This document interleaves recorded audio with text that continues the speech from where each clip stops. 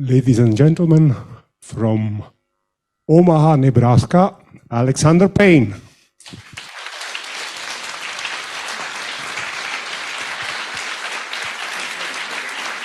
Dobra večer. Hello, everyone. Can you hear us? I can hear you fine. Can you hear me? Dobra večer. Good. Yes, good, yes, good. yes. Hello. Thanks again for being again with us. We hope that the third time you will be in Ljubljana, actually, for your next I'd movie, love to. right? I've never Yes. been. I'd love to. Thank you. Okay. And thanks also for another amazing, wonderful movie. I don't You're know kind if to the say. audience joins me in that opinion. I see a lot of... Thank you. Thank you. Before I ask some questions, is there an immediate response or somebody who has an urge to ask immediately a first question? If not, then let me ask you one. I mean, last time you took us into the future, a satirical vision, an image of the future, quite dystopian, satirical. Now you transport us back to a very particular place and time in the 70s, 1970 to be precise. Can you maybe tell a little bit about your connection or your relation to that period, and also maybe then connected to the filmmakers and American cinema of that period? Because, yeah, okay. No, first of all, thanks for having me. Thanks for the interest. And I really want to see that beautiful cinema you're all in. That looks great. Yeah, well, like many of you, I'm a film buff. I've loved movies my whole life, and I've seen films from all nations and all decades and so forth. But I was an American teenager in the 1970s and was going to the movies all the time with my friends and seeing all of those films, which later came to be known as the last golden age of American cinema, you know, New Hollywood, whatever you want to call it. But those were simply the movies that were being imprinted on me as what commercial, adult, narrative American movies were. And I could say that those are the movies that most made me want to make movies. And then I went to university, and then after university, 4 years of university, I went to graduate film school. And I emerged from film school at age 29, still wanting to make those movies, but the industry had changed, or the culture had changed, and certainly movies had changed. But I didn't. And I mean, this is my 8th feature film, and I could say that consciously and unconsciously, I've been continuing to make 70s movies, you know, my style, my sense of humor, my sense of what's dramatic, what's funny, what's satiric, all those things, but still with that model of human scale comedy dramas. And I was just taught very early on in my filmmaking education that our number one job as artists, as filmmakers, in our case, is to somehow try to discuss the mysteries of the human heart and who are we as people. And you ask about, so I think in my answer right now, I that explains also my connection to the cinema of that period and also to the filmmakers of that period, and there are so many. And so, well, anyway, when it came time to do this movie, which was my first period film, my 8th feature film and first period film, somehow I just thought it would be interesting and unique and fun, mostly. I like to make movies just because they're fun. It's fun to do, to try to make it look and sound as though it had been made in 1970. And that let me time travel. Like I would get on set and see the set, and you know, basically the equipment is the exact same equipment that was being used in 1970, except the camera is digital instead of film. But everything else is the same, very simple. And I think it helped the aesthetic of the film, because often we see period films that are a little bit too cartoony in their sense of period. You don't really believe it. And the challenge I gave to myself and my collaborators, production designer, cinematographer, costume designer, was that we're not making a period film, we're making a contemporary film, pretending that we're working in 1970, making a low-budget film as banal and lived in as though we were making a film then. And I'm proud of how that turned out. One thing, I mean, you went quickly over it, but did you miss, for instance, shooting on 35 millimeter? Or yes, of course. Was this an option? Were you thinking about it? We tested it. I used a cinematographer, a Danish cinematographer named Egil Brild, and we tested it. And we were to get the look we want, we were going to have to do so much treatment to it after the fact in post-production that economically it didn't really make sense to. And aesthetically, it wasn't going to make a huge difference. Look, I prefer to shoot film, but I don't fetishize it. Like Christopher Nolan or Quentin Tarantino, film, film, film. And on the other side, you have Steven Soderbergh and Fincher, digital, digital, digital.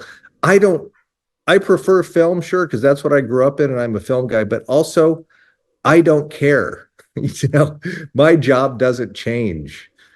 My job is what's the screenplay, who are the actors, where are they going to stand, what's the lens, you know, what's the shot design, what's the music, how are we going to edit it? So, and now we have these tricks that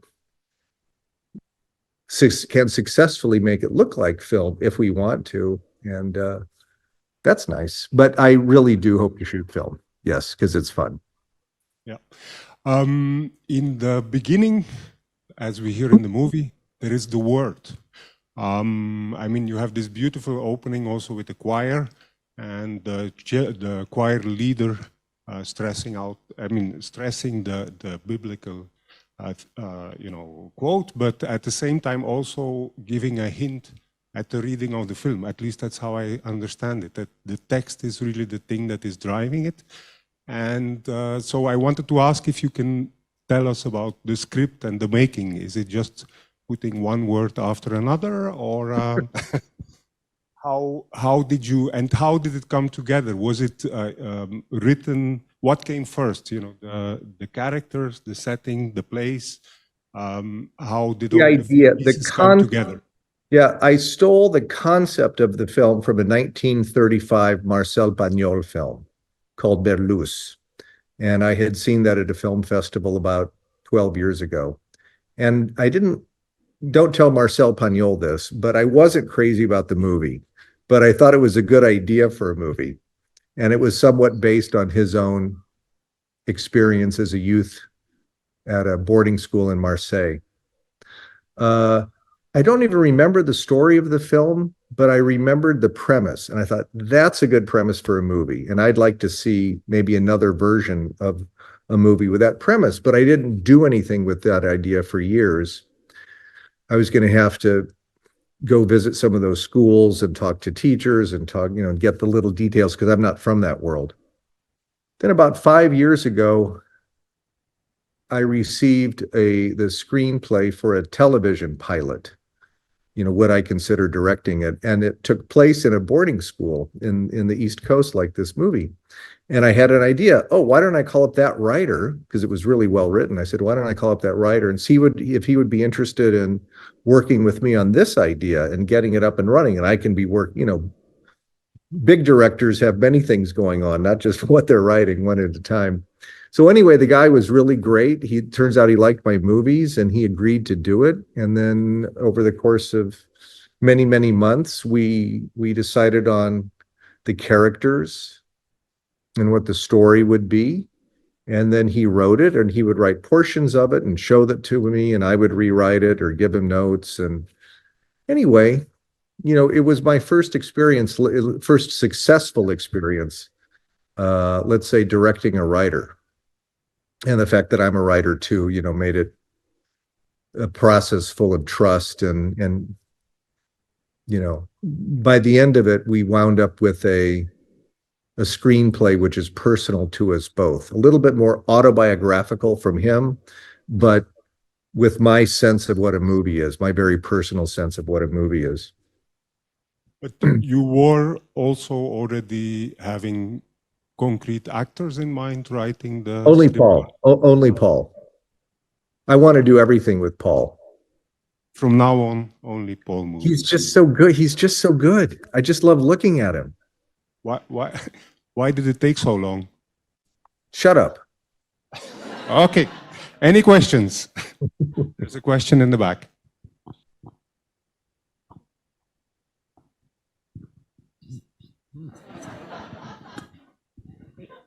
Okay. Sorry. I'm just looking, I'm on gallery view, so I'm just checking out the other. It's a lot of lovely small. What year was that cinema built? 1923, actually on the Wow. 1st of October 1923, so 100 years and a couple of months ago, we had our first projection here. And how many seats? At the moment, 188, Okay, but it great. went through many refurbishments from the 20s till now. At one time, it was even a sex cinema, and it was allegedly the first hardcore cinema in Yugoslavia. Very good. In the meantime, we're showing Alexander Payne's movies. Okay. Here you go, the question. Yeah, I was just wondering, you mentioned Paul, and you worked with Paul in Sideways, where he also played a teacher.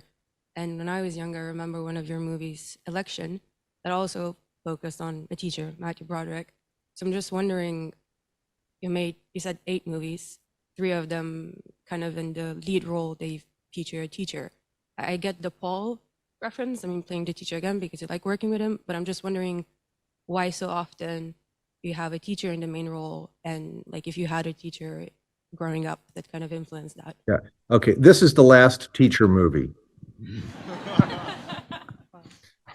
Okay. So going back to, I mean, it's sort of, maybe I can trace a pattern, but I don't think that way.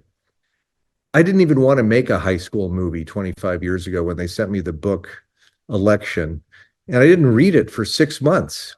And the producer said, who's a friend, just read it. Just read 30 pages of it and see if you like it. It's not a typical high school movie. All right. So finally, all right, it is good. It's not just a high school movie. It's a political metaphor, and it's, you know, I can do multiple voiceover, and I liked the formal challenge of that. And then I did Sideways, which is mostly about those 2 guys wine tasting. The fact that he's a teacher was in the book, but kind of as just a thread. Thank God, not a main narrative element. And then this one just came with the idea. But I'll tell you this much. I mean, right now there's a sequel to Election that came out. It's called Tracy Flick Can't Win. And I'm getting a lot of questions. Are you going to, make that sequel to Election? And the damn sequel takes place in a high school. And I've told her, I can't do it. We have to change it and do it. I just don't want to go back to high school. So thanks for your question about teachers. Yeah, I did have some, I hope like most of you, I had some really great, difficult, influential teachers, some of whom found their ways into details of Paul here, but no single one of them. No single one of them. Any other question?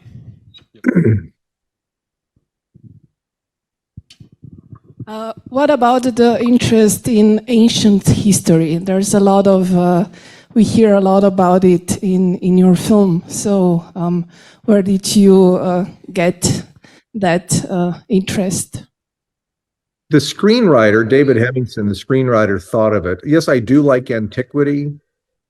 My best subject at my all-boys Jesuit high school was Latin.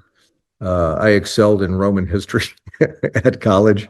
I happen to be of Greek descent, so I've, pretty conscious of Greek history as well. But I didn't really think of it for this film. The screenwriter did, perhaps knowing that I would like it. But in as much as the film is kind of plays with and has a theme of history and destiny and memory, and also our relationship to old movies, history and memory and so forth, that it kind of makes sense.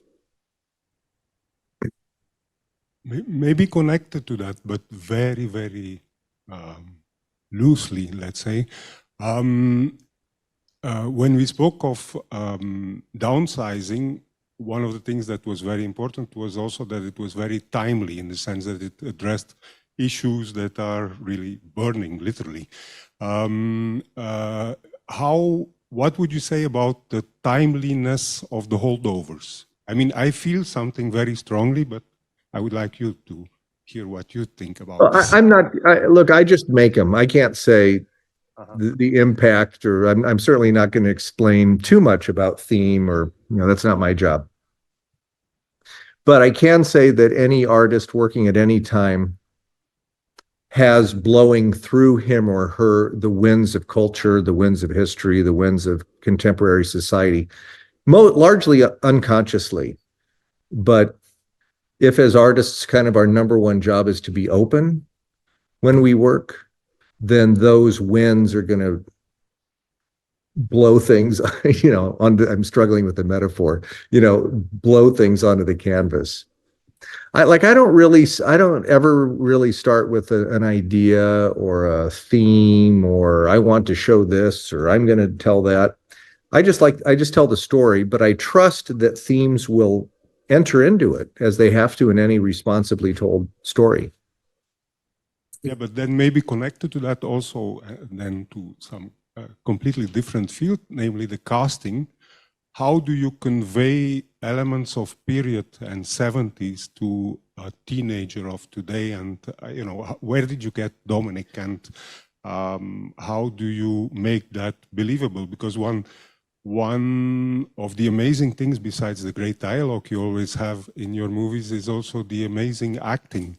And one of the things which I found really spectacular is how you don't, or if you have actors with complete different mileage and experience and skill and knowledge and wisdom, etc. And on the other hand, you have somebody who's a complete newcomer, how when you see them in the same scene, that you don't feel that there is poor acting or mediocre acting or whatever, there is just great acting.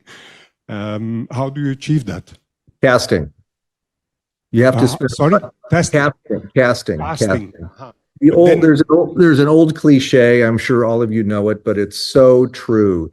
90% of directing is casting, and thank God I don't pay myself a lot of compliments in filmmaking, but I'm pretty good at casting, and it takes time though. And when I'm going to start a movie, I tell the financiers, okay, great. Yeah, you have official pre-production starting, say, 3 months before we start shooting. Great, 12 weeks. But I need a casting director and a location scout working, even alone, as much time as possible before that, especially if you have to find kids. I mean, speaking of election, I went through that 25 years ago, trying to find teenagers who didn't feel like they're Hollywoody. You have to find people, and I don't like it when they cast people who are clearly in their 20s playing high school students. I mean, even this kid, Dominic, he feels a little old to me. The kid was written as being about 15 and kind of more, kid-like and squirrely. But I didn't find that one. I found the gods brought me this one. And he wasn't 15, he was 19, but he was still in high school at the time. He had never been in front of a camera before. He was a star in the drama department of his high school and was applying to university to acting programs, but, very clearly, super talented. But it was the gods who brought him and me together. I got the right actor for the part, who, as you say, had the right feel kind of for a 70s movie. Thank God he had the right hair. What am I going to do? Put a wig on your lead actor and, look all wiggy? He had the sideburns, the hair, and you could see him being there with, hold on just a second, I unplugged my computer. I got all excited. You could see him as someone who could have been in a 70s movie. And then you ask about how to make him feel like he might have been in a movie then. And that's just, acting and directing. However, I did show him a bunch of movies. starting with The Graduate and some Hal Ashby movies and some Robert Altman movies and Peter Bogdanovich and not that we were emulating any single one of those films, but I wanted him to get a sense of the texture of films of that period. So I pulled prints and screened those movies, not just for him, but for the cinematographer and the production designer and the costume designer. So we all had and anybody else from the crew who wanted to come see a good movie, just so we got a sense of our contemporaries. Because again, we weren't making a period film. We were making contemporary films, pretending we're in the 70s. And then as far as mixing a highly experienced actor like Paul Giamatti with a kid doing it for the first time, luck. The kid's talented. And also the thing is too, when you're working with a great actor like Paul Giamatti, immensely talented and immensely experienced, it's like, playing tennis. When you play tennis with a better tennis player, it makes you a better player. It's the same thing with acting. So when he looks at you, in the middle of a scene, what he's giving you is so calm and real that you can't help being more calm and more real. And you stop thinking about like, am I being a good actor? And can I remember my lines? And, anything that's going to distract you from doing what's right in front of you. Anyway, thank God I found these people. And the kid, you never know when you're going to find someone like early in the casting process or late. And this one was pretty late. I was getting pretty nervous. Any other questions from the audience? In Sideways, Paul Giamatti saved the special bottle of wine and saved it and then finally opened it by himself in a fast food joint. And here, Paul Giamatti's character spits out the good alcohol in the end of the movie. Did you do that on purpose? Is there a connection there? Is there a metaphor, or it's just a coincidence? I would be delighted if you found a connection, which you did, and thought of a brilliant metaphor and made me seem really brilliant, but it was completely unconscious and coincidental. It doesn't mean it's not important, but from my side, and brilliant, but from my side, it was just, yeah, I just focus on what's in front of me. Are there any questions that don't talk about how repetitive I am? How repetitive? Yeah, teachers, wine, I don't know. So far, so good. Maybe one thing, last time you also were talking about, actually, you had most fun during the editing. Was this also the case for this movie? Always. Yeah. Yeah, my two favorite parts of filmmaking, I have to say, are location scouting and editing. Because writing is so fucking hard, and then directing is exciting and exhilarating, but tiring. And just managing all those people and not getting any sleep, and every day somebody's trying to give you bad news, oh, the actor's late, or it's raining today, or we don't have the car won't start. There's just always something they're trying to freak you out. And so I call editing the promised land, because I love my editor, Kevin. He's edited everything I've done. We're super good friends. And you can have a civilized life. Just get to the cutting room at 10 in the morning, have a nice lunch, work till 7, have dinner, have a civilized life at last. But independent of that, are there any particular happy moments that you would want to share that were really precious with the making of this movie, apart from the editing? Finding the kid, deciding on the kid, on Dominic, that was a big one. How much snow we had, because this film was scheduled. We shot beginning in mid to late January of 2022. So we shot late January, February, March, and thank God there was a lot of snow. So about, I would say 85% of the snow you see in the movie is real. I had always imagined it from the beginning as being a very snowy movie. So that was good.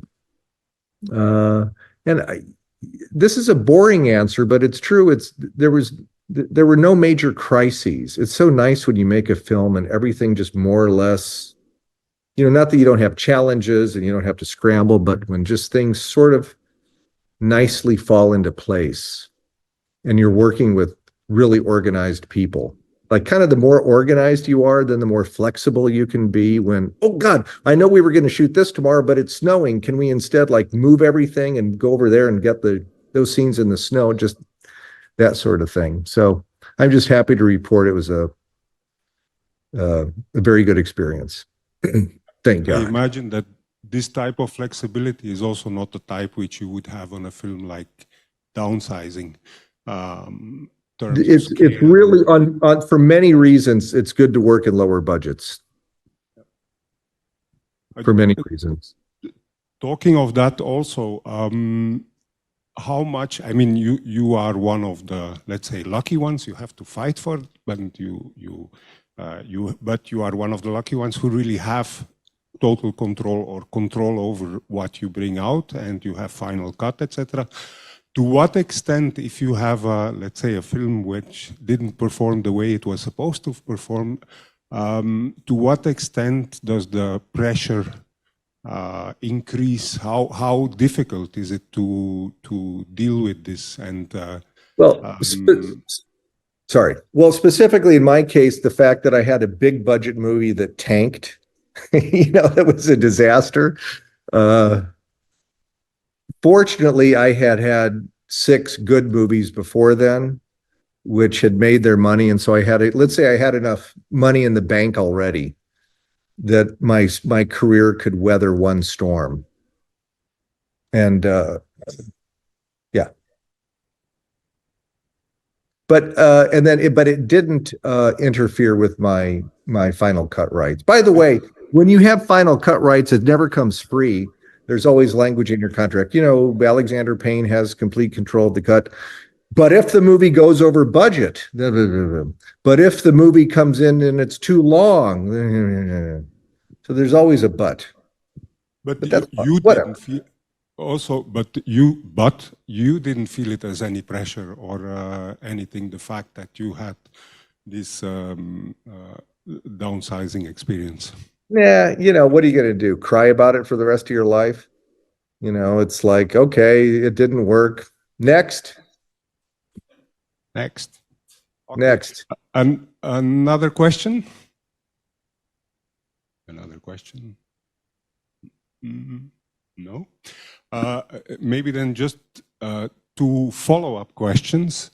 One is that when I asked you regarding possibly exploring other genres, we were in the Trump days at the time, and you were considering maybe some remake of The Invasion of the Body Snatchers.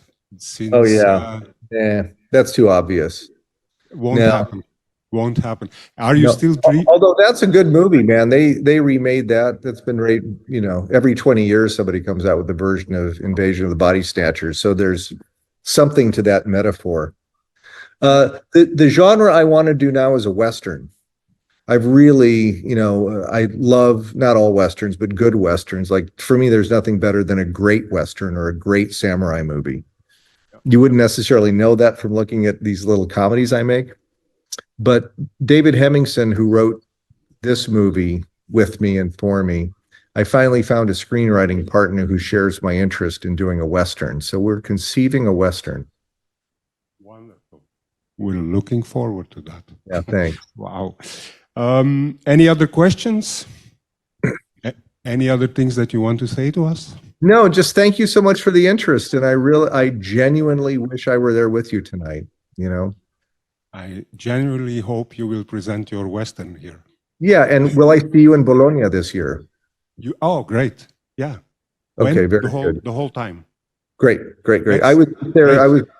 I was there a month ago and had lunch with Gianluca, and he showed me the newly restored old cinema, the Modernissimo, which is underneath the Piazza. And just wait till you see that.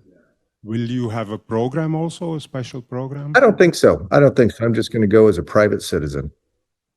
Okay, beautiful. See you there, and thanks a lot. All the best, Bye-bye. you guys. Bye-bye. Bye-bye.